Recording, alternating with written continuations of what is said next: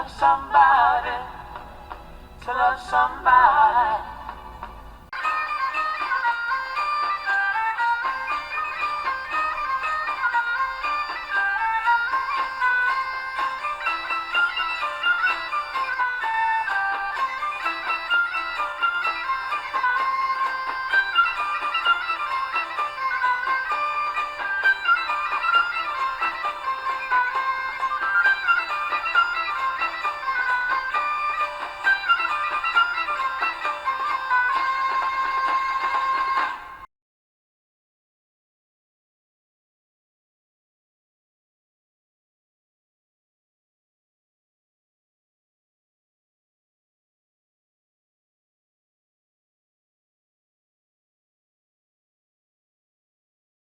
And me.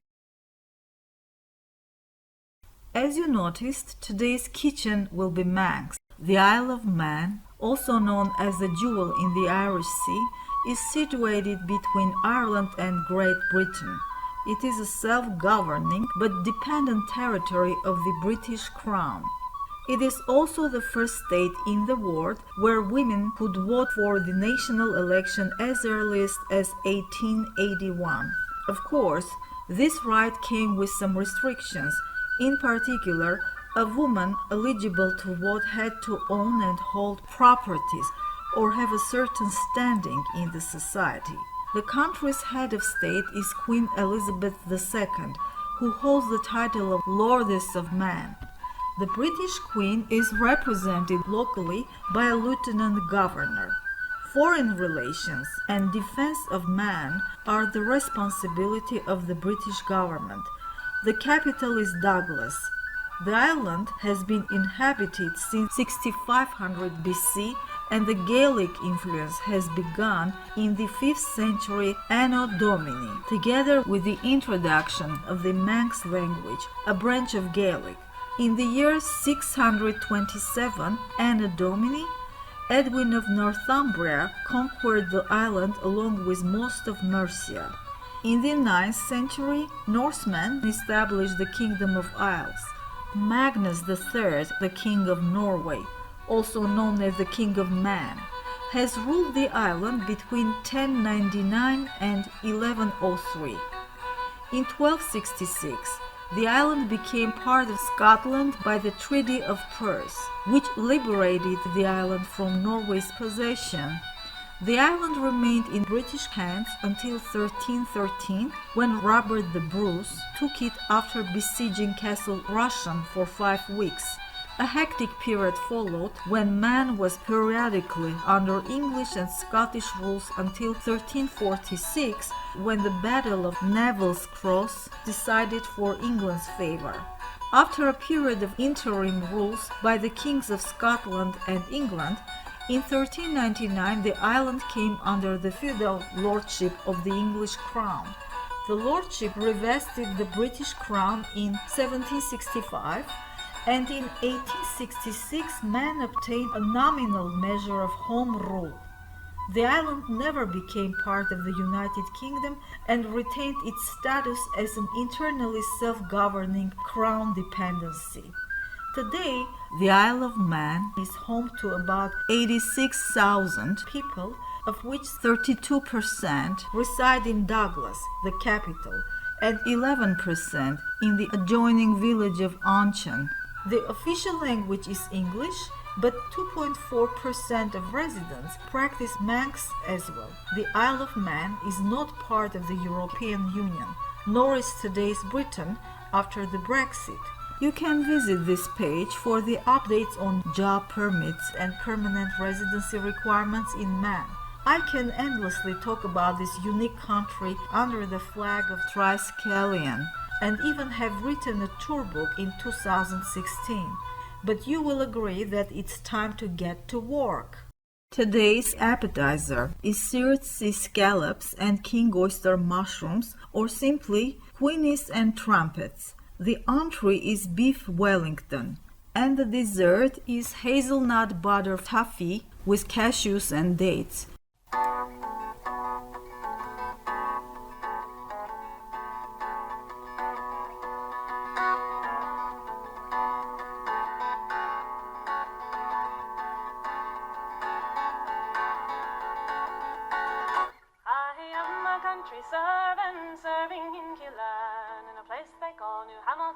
Seashells or scallops are the crown glory of the Manx cuisine. These are also named queenies. Large or medium-sized scallops are sustainably caught on the Isle of Man. Their shell can be of amber color or brown or russet, and the opaque or pearly meat inside the shell consists of a cylindrical muscle to which the roe is attached. The markets usually do not sell scallops with the roe. These scallops are incredibly versatile, used in so many dishes. It is always better to have freshly caught scallops, but the frozen and thawed queenies will work too. Use a paper towel to pat them dry because the wet scallops won't sear or brown in the pan. Frozen and thawed scallops have a bit more moisture, so take extra care when patting them dry. Dust each side with flour as the flour absorbs excess moisture and adds a nice golden brown crust.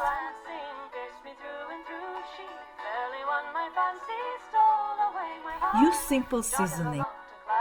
I use black pepper, allspice and nutmeg. No salt.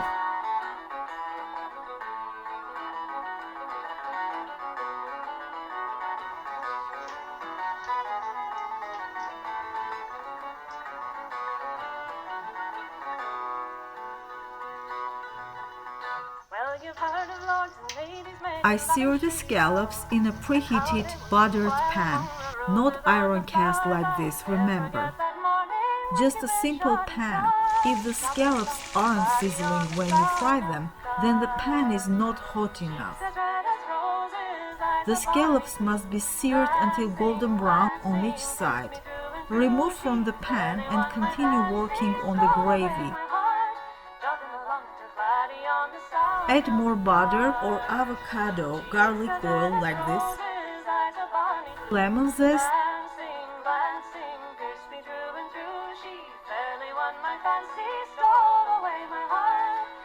thyme, basil, a drop of balsamic vinegar, finally minced cabbage or Brussels sprouts, whatever you have. I also add fresh turmeric. If the glaze is too liquid, add half a teaspoon of flour. Then pour this majestic gravy on the queenies.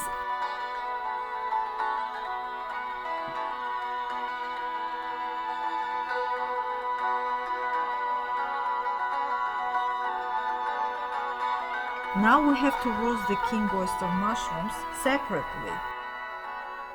Some glaze them with soy butter, but I like to keep things simple.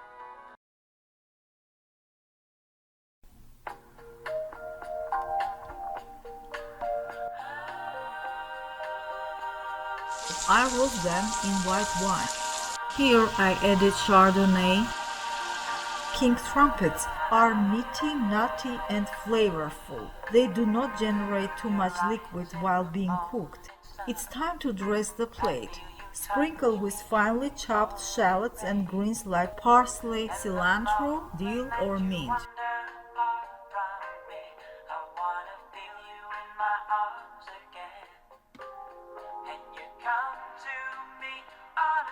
You can also dice the roasted queenies and trumpets and blend together into a smooth puree to spread your morning crackers with.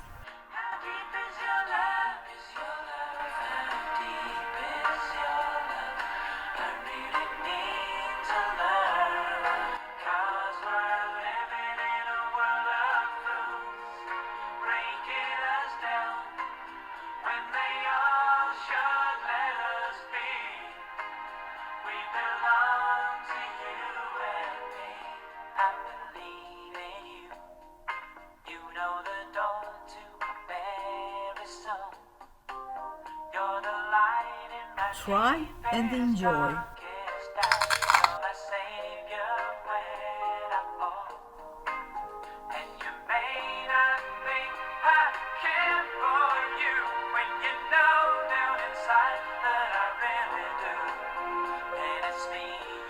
Need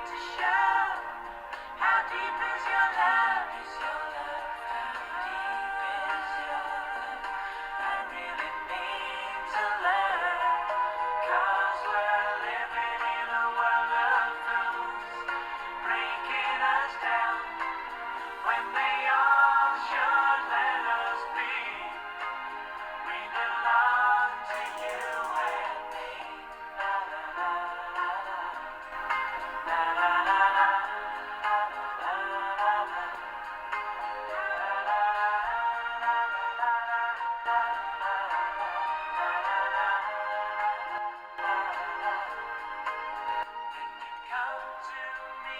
All the summer breeze keep me warm in your love. Think it's softly lean.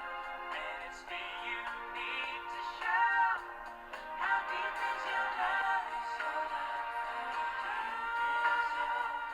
Beef Wellington is a steak dish of British origin made out of filet steak, coated with pate and duckles or duxels, wrapped in puff pastry, then baked. History of this dish is equally well worth celebrating as the dish itself.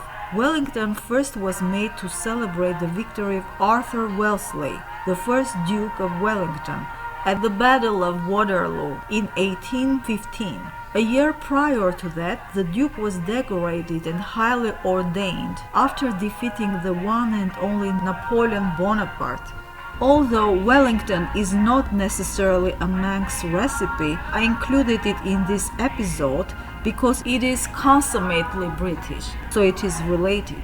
Over the process of making this dish, you will notice that there is a middle layer between beef and the pastry dough. In some recipes, it could be crepe or ham with duxels, diced and roasted mushrooms to retain the moisture and prevent it from making the pastry soggy. That's the point of the middle layer. Now the meat. I must confess that over the last 2 weeks I simply could not find tenderloin or short loin, which is key to the classic Wellington recipe. I did not have time to visit many stores. Frankly, I was thinking of substituting with rabbit, but boning a rabbit to make a pate for Wellington is time-consuming, so I am going to alter the rules and use this fine piece of Angus beef 9 inches to 5. It is not tenderloin, of course, but still it looks fine as it does not contain visible fascicles or perimysium. It may make a good Wellington. I only can hope at the moment. Before applying the seasoning, let's punch the meat so during the searing process the blood and serum will be drained out. Dry with a paper towel and spice it up. I used minimal seasoning for the Wellington. Just salt, freshly ground black pepper and freshly ground nutmeg. I don't recommend using iodized salt. Use kosher or sea salt. Sear all sides of the meat until well browned. Don't overcook, as shortly after it will start a long journey in the oven.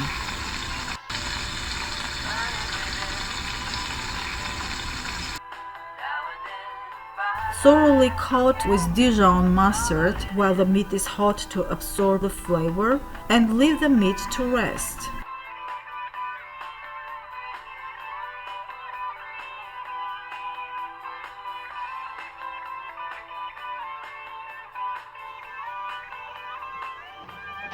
You were so young. Oh, I was so free.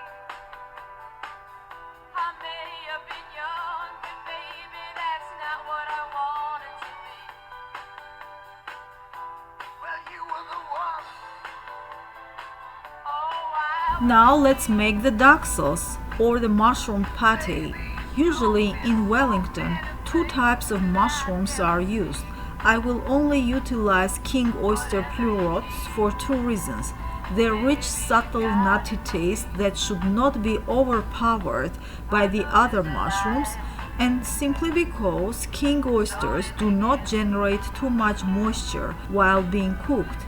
Using the residual liquid from the meat roast, I apply a bit of olive oil.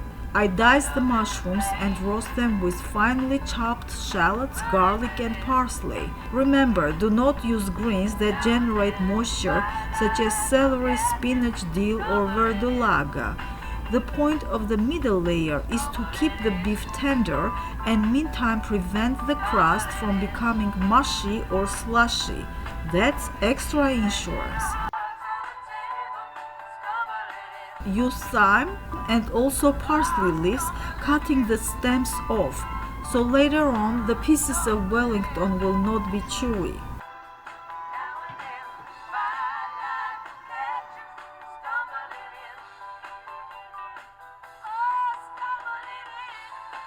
Add some alcohol, 2 shots of beer or whiskey, and cook the mushroom off the alcohol until all visible liquid is evaporated.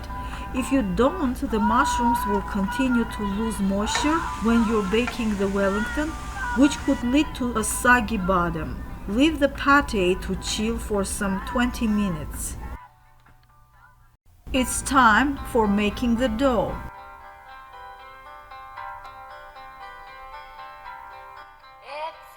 Let me put on this apron, shall we? Some recommend crepe, but I use a simple shaggy dough. 1 egg, salt,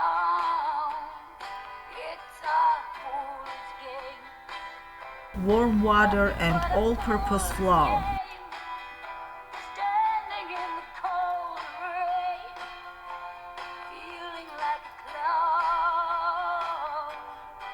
The dough must be firm but non-sticky.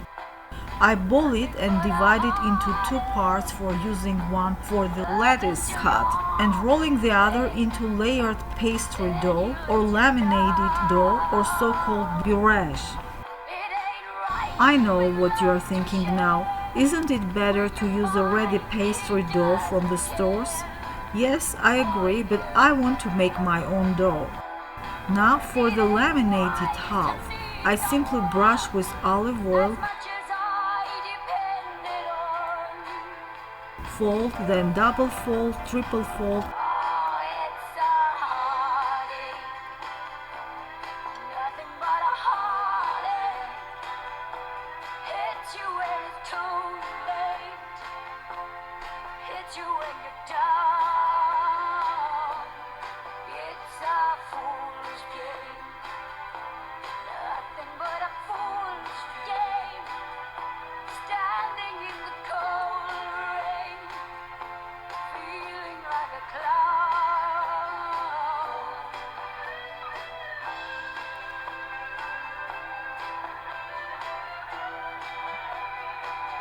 and put the brioche to chill in the freezer for about 20 minutes.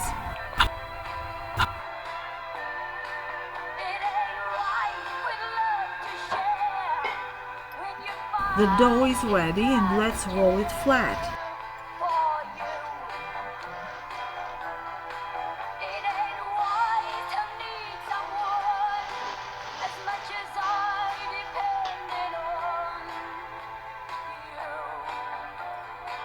Then cover the working surface with a plastic film overlapping so that it's twice the length and width of the meat. Sprinkle with flour to prevent the dough from sticking and place the laminated brioche on it. Now let's work on the middle layer. I add beechwood smoked Italian ham on the layered dough. You can either use speck or prosciutto. Here I use prosciutto.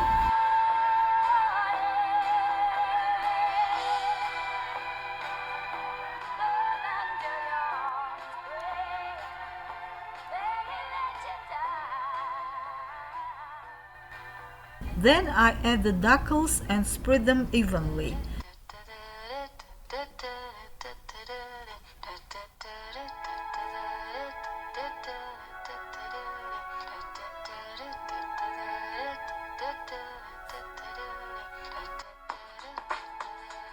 Next, I add ready layered flat mozzarella for extra insurance.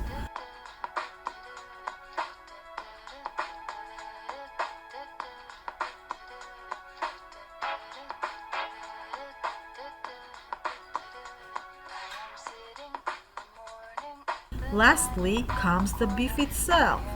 I wrap it all together with the dough in the outermost layer. I trim any extra pastry, then crimp edges with a fork to seal well. I twist the ends of plastic wrap to get a really tight cylinder.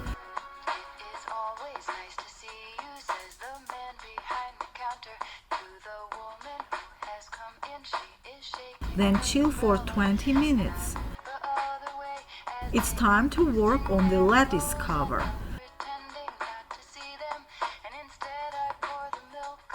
I used the remaining piece of the pastry bowl, which wasn't laminated. I cut with lattice edge to make that famous net effect.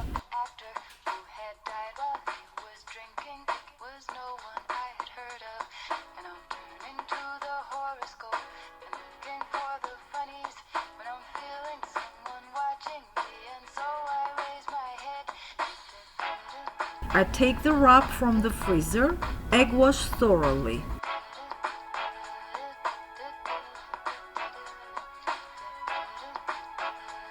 Then wrap it with the lettuce layer.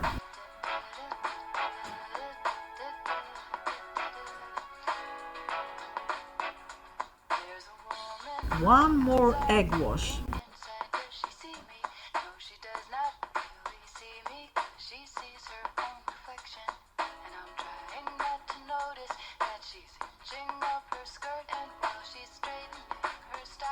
I sprinkle with sesame seeds.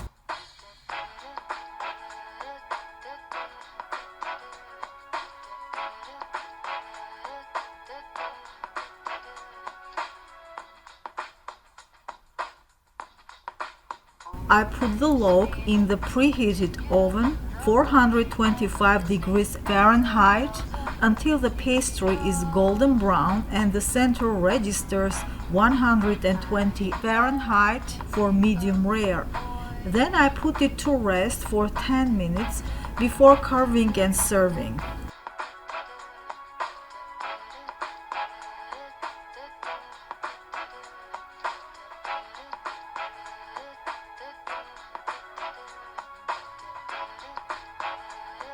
Shall we cut it now? I am a bit nervous.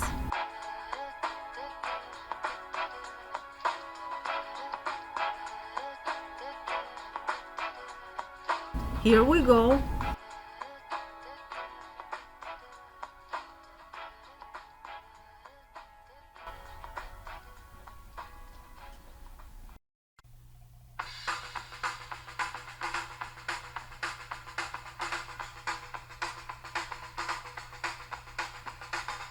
We got this nice rare medium grilled Angus beef, and I make no excuses for using it instead of tenderloin.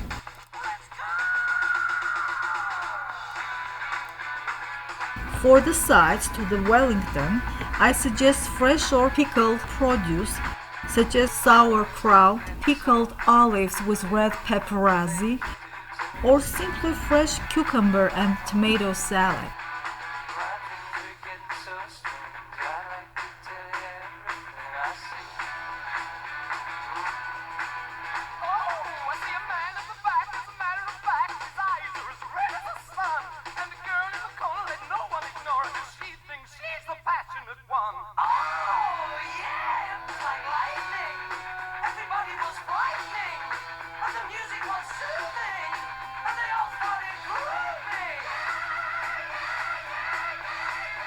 As a general rule, per each episode, I present a few pieces from my vast solid silverware collection, not silver-plated, all from solid silver.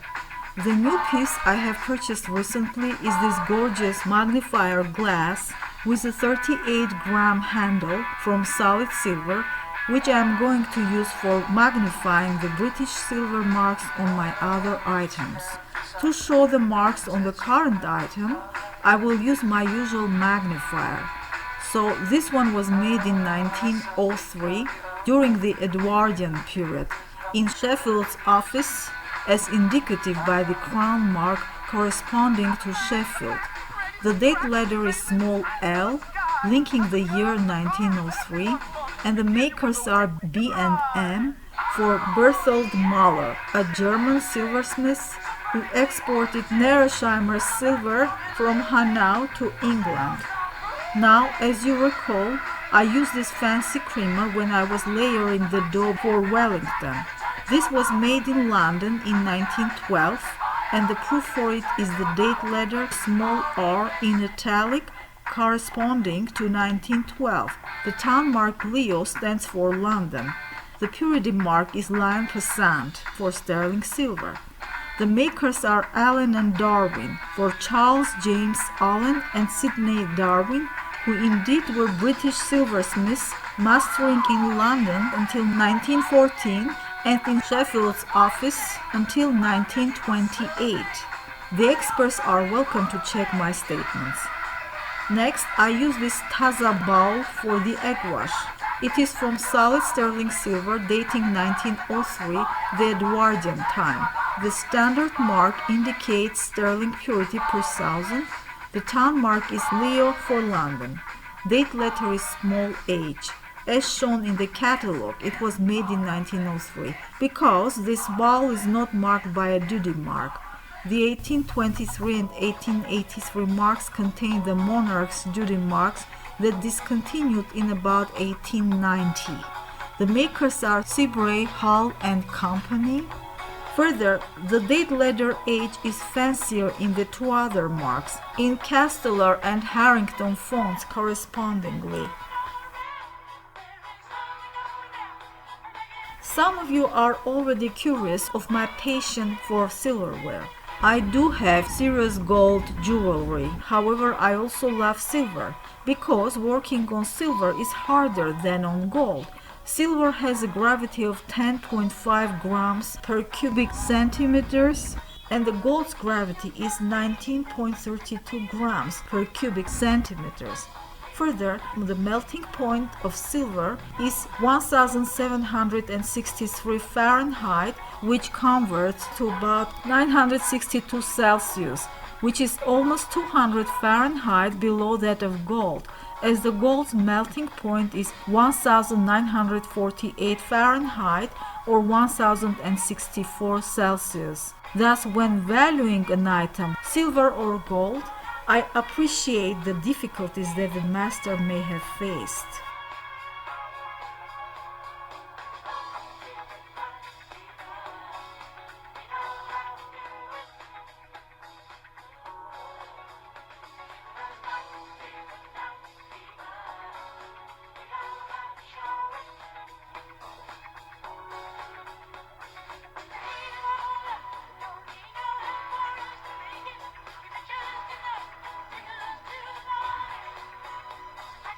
Hazelnut butter or Nutella are morning routines, yet we can also turn those into fudge bars. What I like about this dessert is that it doesn't need any laborious preparation or even baking. Fudge is an American invention that first emerged in 1800.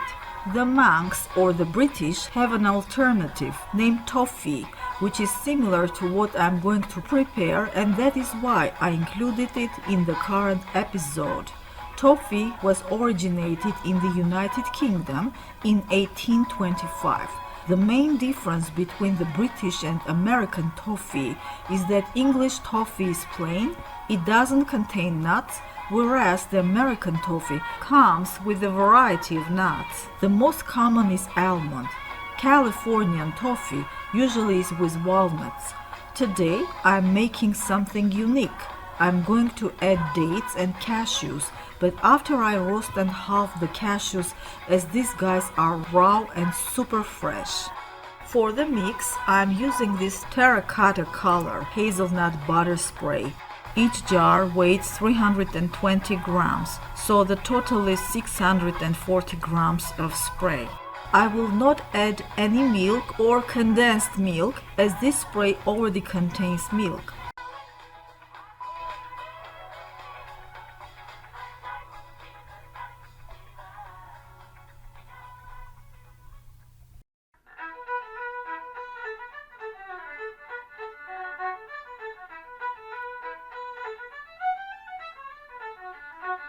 I am adding melted butter,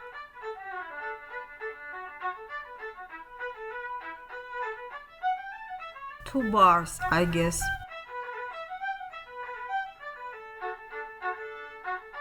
vanilla,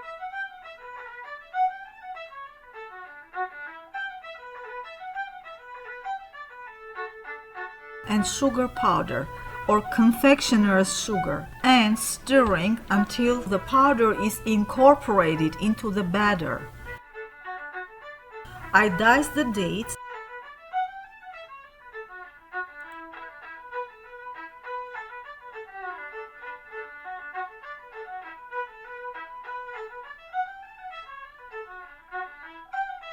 then roast and halve the cashews.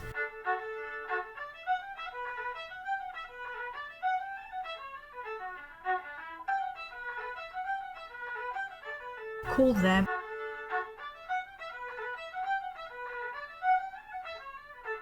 and mix all together. I spread the batter into the baking pan and smooth it with a rubber spatula.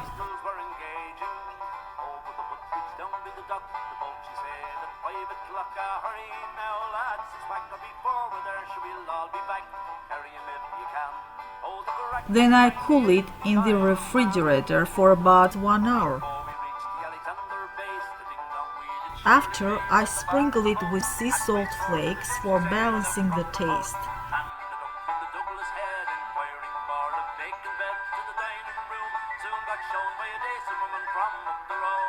These are not cheap, I must tell you. I was lucky to find this 760-gram jar from Spain under $13. What's funny is the assurance. See the date? These flakes are good until November of 2031. I hope to overlive this salt. Just joking. Now it's time to cut the toffee. The sizes of the cuts may vary. I cut it into 2-inch squares. Let's try.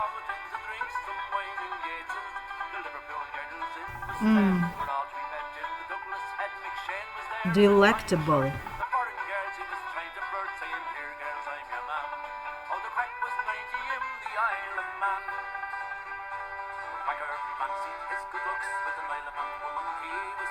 And these are the dates truffles that my son Richard has made last week. From mashed dates mixed with thick coconut cream, chocolate powder, and coated by oatmeal flour, caramel, and minced cashews. Simple but elegant.